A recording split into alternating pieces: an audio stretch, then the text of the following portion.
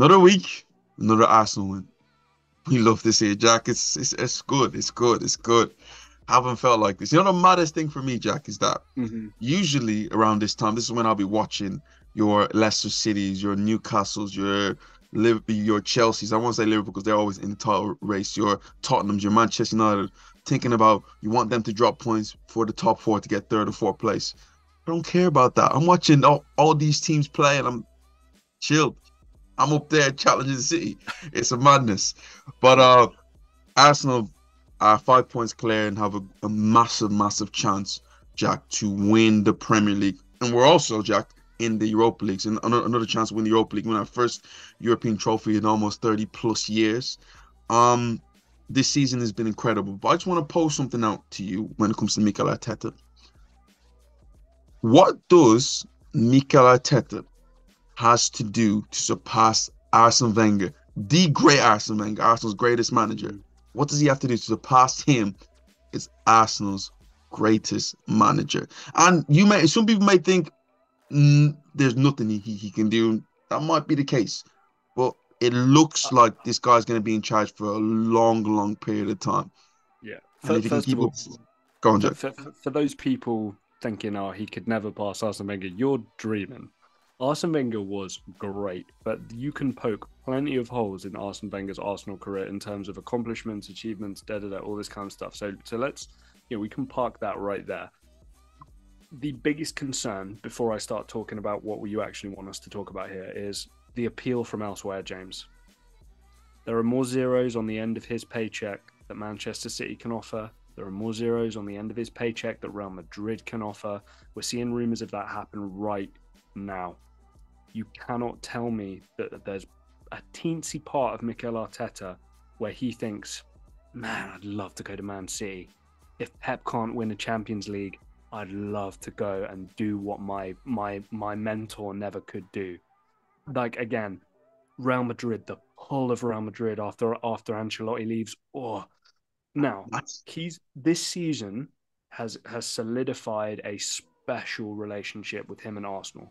And if I'm an Arsenal fan, I'm hoping that sticks with him and that Mikel's mind is 10 years, 15 years, whatever, right? Because that's the kind of thing that you'd want. There are just going to be these temptations from elsewhere, and I don't know necessarily if a Spanish guy who played for Everton and played for Arsenal and coached at Man City and managed at I don't know if he's going to have that full commitment at Arsenal. That would be my only worry first and foremost. Go ahead. my only thing about that is that you say that, but he must be grateful for Arsenal and grateful for the board and the people around him, Jack. Because any other manager, especially with the period he had before this little great time, would have been gone. He wouldn't have had the opportunity. You at Chelsea, you at Manchester United. I'm sorry, Jack. You've seen the run. You've seen how bad it was that second season. And even failing, I know how close it was, but failing in his third season. Well, not obviously his second full season. So it's a Yeah. thing where I can understand the pull. I don't think Man City have that pull, Jack. I'm telling you, I feel Arsenal job is bigger than the Manchester City job. And no They matter how probably great what that's probably true, but I just wonder a phone call from Pep, Ferran Soriano, right? Bigiristan, whatever, like, oh, we'll like treble your wages, whatever happens, right? We don't know what happens behind closed doors, right? But all that stuff could happen and could be a temptation. Now, on to your question. Longevity is a really, really big thing. I think for fans to feel like their manager or any a player, even a captain, whatever, they need to have that longevity. Because if you're only dipping in, it's kind of like a holiday.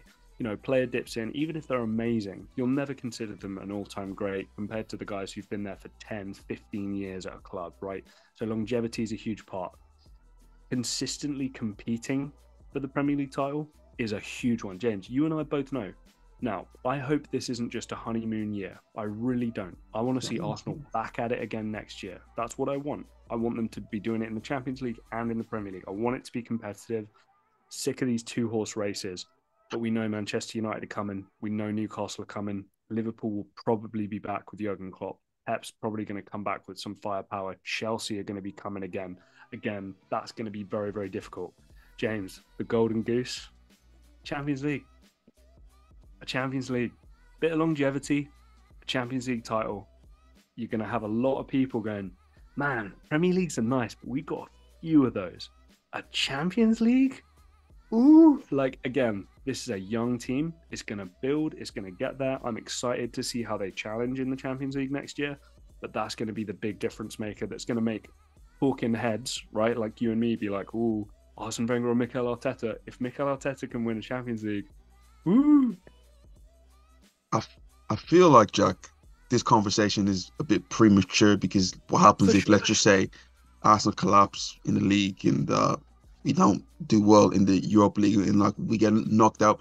It's kind of a little bit void. But I'm just looking at what this team is, and Jack, it looks like a crazy, well-oiled machine. It's not the most talented football players you're ever going to see. This isn't the Barcelona when they had Xavi, Iniesta, Henry, Eto'o, Messi. This isn't that. It's just a well-oiled machine and a very, very well-coached team. And that's ultimately down to Mikel Arteta.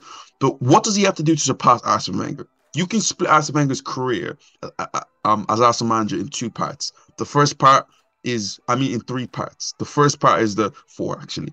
First part is the most successful. I'm killing myself. I'm going 30. No, But first part is the most successful period. He's challenging Sir Alex Ferguson. Yeah, he does the Invincibles. He does doubles. Competing in Europe, all that sort of stuff there. And then there's the period after Highbury where it's loads of top four finishes with a very, very low budget. And people may say that it's more impressive what he did in that 8 years over what he did when he was winning titles. I tend to agree because listen, what he was doing with the sort of budget he had was absolutely incredible. And then the third part is what I think what taints Wenger's time at Arsenal, which I don't think it does, is that final last 3 years where it's like we want to push, we want to challenge, and it just didn't. And maybe front office let him down. Like let's call it. But also, but he let himself down at times. I can't always put it towards them. I thought there's time when he probably should have walked away or changed the way or just said, "This is what I want." There, he was problem with Wenger is he was too loyal to average football players, and it's a great thing because when a manager has faith in you, incredible. But he was too loyal, and that was his biggest letdown. What does Arteta need to do? He needs 10 years of dominance, Jack. 10 years of dominance. And if he comes in with a resume like Jurgen Klopp, one league, one Champions League, FA Cup, League Cup, that won't do it. That won't do it because Wenger done it for a longer period of time and possibly one more. That one Champions League would be amazing. And when you look at Wenger's body of work for Arsenal, that Champions League is the one that it pulls him back so many layers because this guy is an all-time great manager. But when we look at the all-time list of great managers, they all have a World Cup or a Champions League. The fact that Wenger doesn't have that one there, it holds him back. I think what Arteta needs to do in 10 years, if he can win 4 to 5 Premier League titles, win back-to-back, which Wenger didn't, at Arsenal, and deliver maybe 1 or 2 Champions League titles, just create a competitive team every single year for 10 years straight. It doesn't have to be the 20 that Wenger did. A competitive team for 10 years with a 4 to 5 Premier League titles and a League Cup, a Europa League, all that in and around that there, we might have a winner. We just might have a winner. He has the foundation for the next 5 years to be extremely competitive. And I think the thing I like most about this Arsenal team, again, James, it's the youngest squad in the league. That cannot go unnoticed. Like, you cannot be top of the table and have the youngest squad. That does not happen. That's incredibly impressive. But what I'll say, the thing that's most impressive, he's got this kind of spoke on the wheel, CM Punk reference, spoke on the wheel thing going on. Like, James, as long as the quality is there enough, I think you can take, to a certain extent, any of those guys out and put in somebody else, and the team's still going to do pretty well. Like, what are Spurs without Kane, right? What are Manchester United going to be without Rashford, right? What are Man City at the moment, like, let's say, without Erling Haaland, right? There are certain teams and certain, clubs that rely heavily on a certain player. I don't think Arsenal are that team, and that's really, really, really promising going forward. Jack, there's 2 things that you mentioned there. I want to talk about how young the team is. Yeah. That is a great point, but that will only be great if Arsenal go on to be successful. The problem with not getting over the line is it creates doubt in your mind from a young age. Oh, we didn't do it. Come back next year, we didn't do it, and it becomes this thing of a pattern where are we really good enough? Because all they've really seen at Arsenal is a lot of disappointment. If you get that success with a young team, than everybody else's. Because I'm telling you this, once you get that bit of silverware, the biggest thing for Liverpool under Jurgen Klopp was winning that Champions League, because that gave them the confidence next year to win the league and be as dominant as it is.